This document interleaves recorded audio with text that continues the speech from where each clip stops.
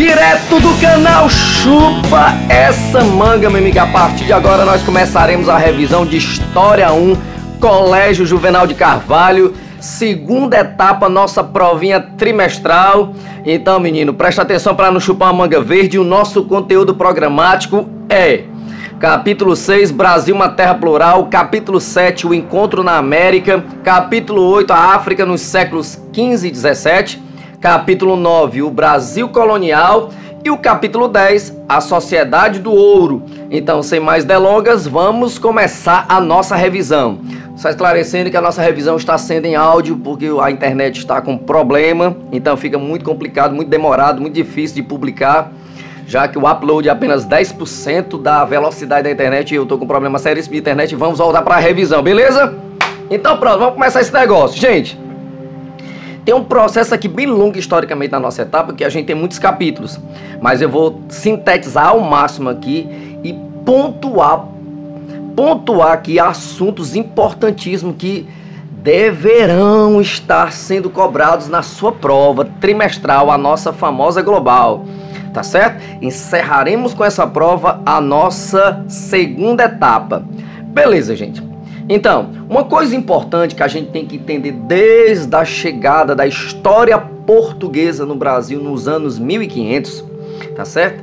É que uma realidade da América Portuguesa, nas primeiras décadas do século XVI, é que a atividade que foi autorizada e que foi desenvolvida pelos portugueses é muito clara, é muito fácil de se entender isso aqui, que foi a extração daquela madeira.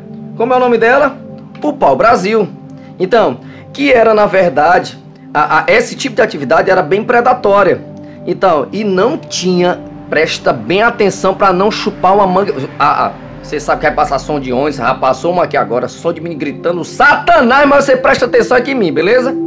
Então pronto, continuando o que a gente tava falando. Gente, essa atividade de exploração do pau-brasil, predatória, tá certo? Ela não tinha, pelo amor de Deus, ela não tinha o objetivo, tá certo? Ela não tinha o objetivo de promover o povoamento. Não é à toa que essa atividade, ela foi iniciada através do escambo, através da troca de quinquilharias, espelhos, facas, machados. E aí o índio cortava a madeira, colocava as toras de madeira nas embarcações, elas partiam para Portugal. Você entende como é que é isso?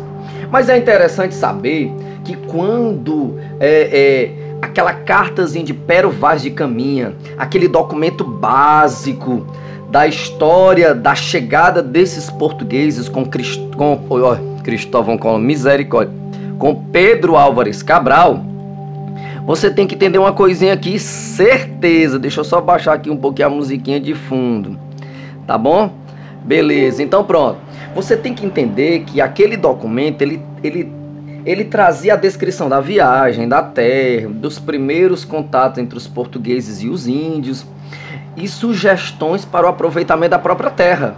Não é à toa que no período colonial, por conta desses testes para se aproveitar melhor a terra, é que vem a história da economia açucareira. Mas aí tem uma outra coisa importante também que eu não posso deixar de destacar e você não pode vacilar, que é justamente o quê? A historinha da conversão do indígena. A historinha da conversão do indígena já era uma preocupação e estava na carta de Pero Vaz de Caminha. E aí nos leva a crer, nos leva a entender a historinha das missões, ok? A Companhia de Jesus, aquela companhia que eu expliquei para vocês que foi criada lá na Espanha em 1534 e até o contexto histórico, cobrei em provas anteriores que o contexto histórico dela foi justamente a Contra-Reforma. Você lembra lá, né? O Concílio de Trento, um dos objetivos do Concílio de Trento foi a criação de novos seminários. Estava lá a criação da Companhia de Jesus, os famosos, entre aspas, soldados de Cristo, fundado pelo ex-combatente militar Inácio de Loyola. Então nasceu a Companhia de Jesus. Na colonização do Brasil, ela tem um destaque especial, que foi justamente o quê? A educação através de alguns principais instrumentos de evangelização dos próprios jesuítas. E uma delas, que é tradicional, e fazemos parte desse contexto, que é justamente a fundação de colégios, tá certo? A fundação dos colégios no Brasil, por isso essa tradição de escolas católicas. E a organização, claro, dos famosos aldeamentos, que eram conhecidos como missões ou reduções. Qual era o objetivo claro deles? Catequizar o indígena e convertê-los para o catolicismo. Não esquece, o contexto não é a Contra-Reforma? Então, como muitos católicos estavam se convertendo às novas religiões cristãs, batizadas pelos próprios católicos de protestantes, então, o espaço, o melhor espaço para alcançar os não alcançados, entre aspas, era justamente a conversão dos indígenas, porque aqui eles não conheciam o protestantismo, muito menos o catolicismo.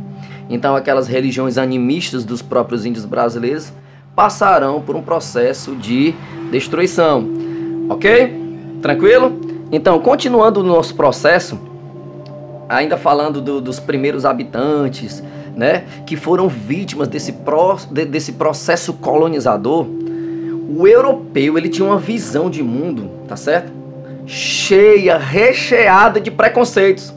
Então menosprezava em tudo a cultura indígena. Vamos lembrar lá daquele filmezinho lá, A Missão, que eu passei uma parte para vocês. Vocês lembram que naquela hora que aquele bispo tá julgando lá as missões, e tá lá representantes da Espanha e de Portugal, porque eles estão interessados com o trabalho escravo indígena, lembra? E aí eles começam a, de uma forma preconceituosa, menosprezar a cultura indígena, porque para eles tudo era índio.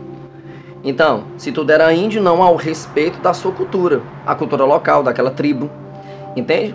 Então, e aí os missionários foi que entraram nessa briga ferrenha entre eles. E aí é interessante que a partir até dos meados do século XVI, houve um grande decréscimo da população indígena, tá certo? E claro, isso é agravado nos séculos seguintes.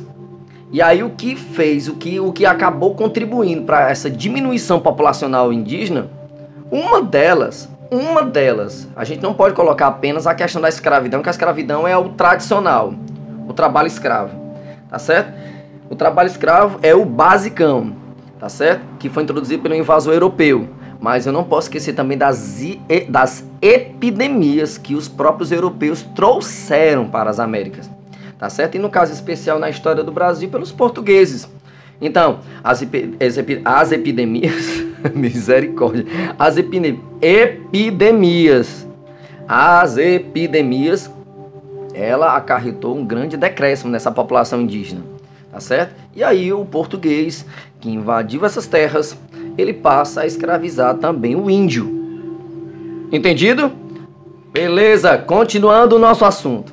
Então, já no nosso sistema colonial, os 30 anos posteriores, então, que aí vem a historinha das concessões de terras, né, que a própria metrópole portuguesa, né, com objetivo para a própria colonização e povoamento, tá certo? Através de uma economia que trouxesse lucro, porque tinha que ser uma economia que trouxesse lucro, que tivesse fins comerciais, que aí você já sabe de cara que é o açúcar, a própria organização da produção do açúcar.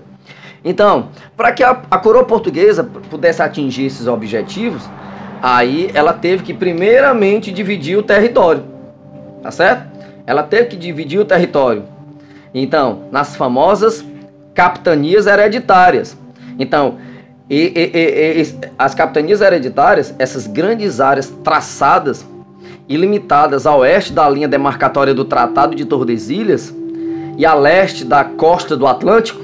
Então, através disso, começava a divisão das terras portuguesas.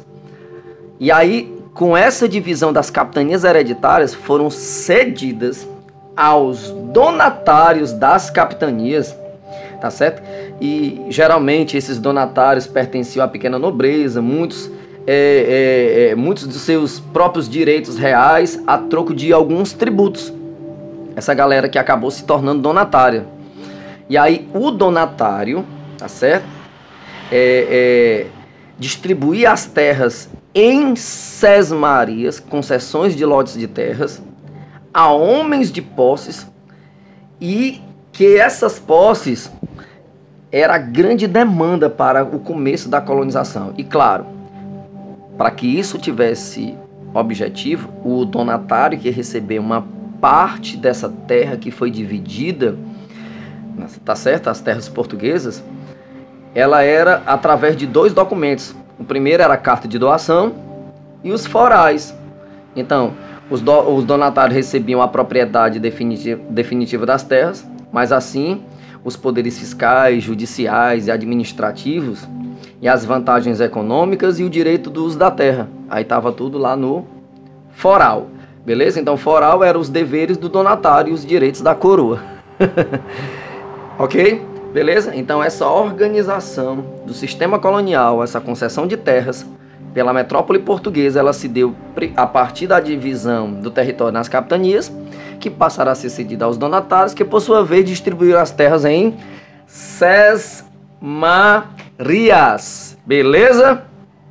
Outra coisa importante também é que depois dessa divisão dos lotes, só tivemos, de todos os lotes, 2 que, apesar de todas as dificuldades enfrentadas para colonizar, para povoar esse território, tá certo? Dificuldades econômicas, enfrentar as populações indígenas, que impediram o sucesso da maioria das capitanias. Apenas 2 capitanias das hereditárias conseguiram obter lucros, e eram as capitanias justamente de São Vicente e a capitania de Pernambuco.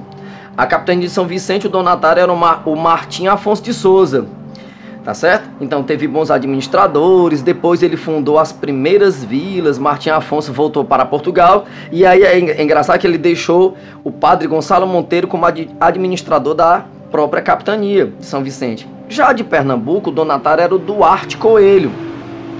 Olha aí as motos passando, menino! E aí, o Duarte Coelho, que era o donatário da segunda capitania que prospera, que é a de Pernambuco, então ela tornou-se a capitania mais rica e desenvolvida graças à cana-de-açúcar, que encontrou na região um clima muito favorável, tá certo? E o famoso solo de Massapê, especial para a lavoura canavieira. Beleza? Então, e aí já entrando no trabalho africano, tá certo? O trabalho africano, não tem como não falar quando se trabalha do trabalho africano, que é justamente, e você sabe que o escravo realizava todas as tarefas, desde a lavoura até o engenho e até os serviços domésticos. Então, eles eram fiscalizados pelos feitores, que aplicavam os castigos sempre que não estivessem satisfeitos com o ritmo, olha, com o ritmo do trabalho escravo. O horário de trabalho era definido pela claridade natural. Sol nasceu, menino, começa a trabalhar. Então, é desde o nascer do dia até o anoitecer. Mas em tempos de colheita, a colheita da cana-de-açúcar, trabalhava durante a noite, iluminados por tochas e fogueiras, meu amigo. Então era um trabalho altamente exaustivos. Então os castigos, pelo que o próprio explorador, o colonizador usava, pela rebeldia dos escravos, coloque aí as aspas, por favor. Então, quando eles diminuíam o ritmo de trabalho, as torturas eram as mais comuns. E aí entre elas estava o tronco, o famoso tronco, o bacalhau.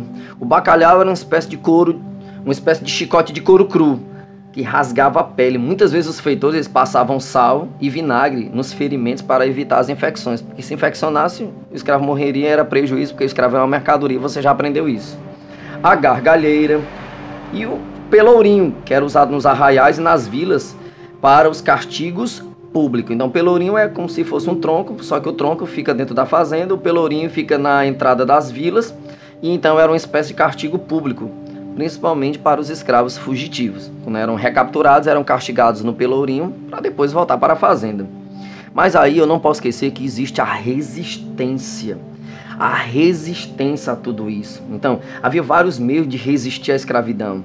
As rebeliões, as fugas, o próprio banzo, que era provocado pela tristeza, a saudade da terra natal, tá certo? Ou a desesperança. Paravam de comer, de se alimentar. Então, não faziam mais nada até morrer de fome. Então, eram os mais comuns.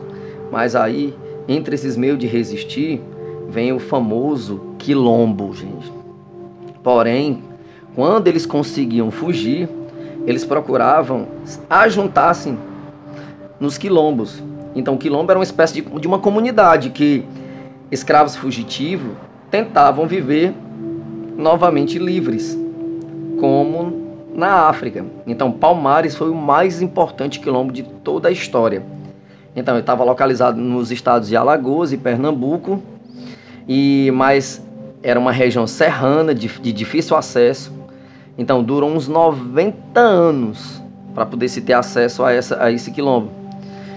E vencendo muitas expedições enviadas para destruí-lo. E o seu líder de maior destaque foi o famoso Zumbi. No entanto, Palmares ele acabou sendo destruído, Zumbi foi morto durante um ataque chefiado pelo bandeirante, que é um outro assunto importante da nossa matéria, Domingos Jorge Velho. O famoso Domingos Jorge Velho. Então, essas expedições, aliás, o quilombo de Palmares, na verdade, foi um mundo de faces africanas, né? Porque era um encontro de várias comunidades africanas da costa africana que quando se encontravam no Brasil e quando fugiam e se aglomeravam nos quilombos, então você poderia lá nessa região recriar suas culturas, suas religiões e as suas organizações até militares, para até tentar combater os invasores, beleza? Como a gente falou aqui que foi o Domingos Jorge Velho, o autor da morte do Zumbi, e a chegada no quilombo de Palmares e a destruição desse próprio quilombo, havia dois tipos de expedições que partiram do litoral, a primeira chamava-se Entradas e a segunda chamava-se Bandeiras.